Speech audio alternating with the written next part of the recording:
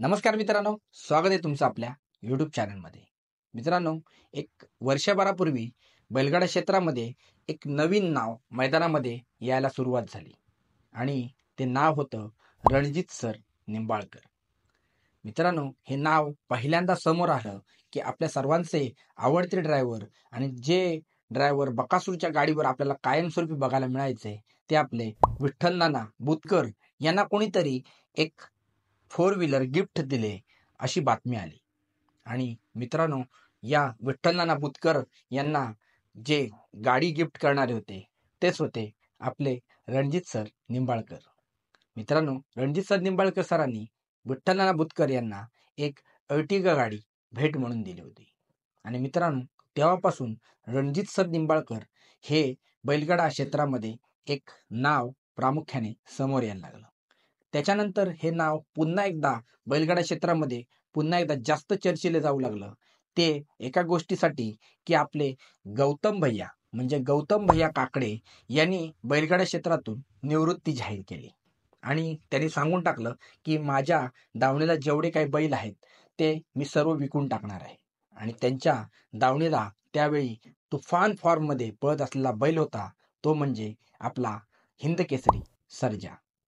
मित्रांनो, जसा गौतम भैयांनी हिंदकेसरी सर्जा विकण्याचा निर्णय घेतला तसा रणजित सर निंबाळकर सरांनी गौतम भैया यांच्याशी कॉन्टॅक्ट करून त्याचा सौदा फिक्स केला आणि आतापर्यंतचा जेवढे काही बैल विक्री झाले होते त्याच्यामध्ये सर्वोच्च विक्री अशी करत त्यांनी 61 लाख रुपयाला सर्जा खरेदी केला.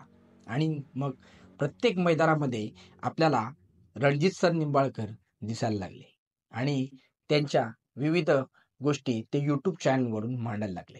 त्याच्यानंतर रणजित सर निंबाळकर मधल्या काही काळामध्ये बकासूरवर टीका केल्याच्यामुळे थोडेसे ट्रोल होत होते किंवा जास्त चर्चेमध्ये येत होते.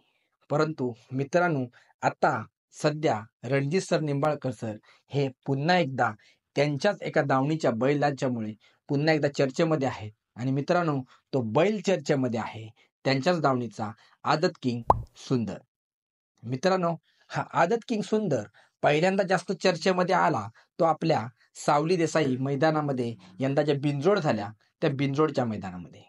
मित्रांनो, लढत होती ती निंबाळकर सरांनी अगोदर सांगितले होते की ही लढत मैत्रीपूर्ण होणार आहे, कारण का आम्ही दोघं एकदम क्लोज फ्रेंड आहोत. आणि मित्रांनो, ते दोन्ही क्लोज फ्रेंड किंवा एकदम घट्ट मैत्री असलेली माणसं होते. एक माणूस म्हणजे रणजित सर निंबाळकर आणि दुसरा माणूस होता आपल्या सर्वांचे आवडते बैलगाडा मालक राहुलभाई पाटील. मित्रांनो, ही लढत होती राहुलभाई पाटील यांचा बिनजोडचा बेताज बादशाह पब्लिक किंग मथुर विरुद्ध आदत किंग सुंदर. आणि मित्रांनो, ही लढत अतिशय बघण्यासारखी झाली, कारण का एका बाजूला मथुर होता तर दुसऱ्या बाजूला आदत किंग सुंदर पळत होता आणि सुंदरच्या जोडीला दुसराच आपल्या भारतच्या दावणीचा आदत बैल छोटा भारत पळत होता. आणि मित्रांनो, ही ज्या गाडीने ह्या गाडीचा स्पीड लावला होता तो बघून सगळेच जण खुश झाले होते. आणि त्यावेळी सर्व लोक म्हणत होते की हा सुंदर येणाऱ्या काळामध्ये अतिशय सुंदर असा पळ दाखवेल. मित्रांनो, मागील काही मैदानांमध्ये जेवढ्या मैदानांमध्ये सुंदर पळालाय त्याने अतिशय सुरेख स्पीड दाखवलाय आणि तो होणारा सुपरस्टार आहे हे त्याने दाखवून दिले. मित्रांनो, काल अमरापूर या ठिकाणी एक मैदान झालं आणि या मैदानामध्ये हा आपला आदत किंग सुंदर पळाला, यंदाचा आपल्या पुसेगाव हिंद केसरीचा मानकरी. आणि जो बैल पुसेगावच्या मैदानाच्या नंतर एकदम तुफान फॉर्म मध्ये पळतोय, अतिशय वेगवान पळतोय आणि जो बैल एकदम त्याच्या पळण्यासाठी आणि शांत स्वभावासाठी ओळखला जातो तो बैल मध्ये घरणिकीचा राजा.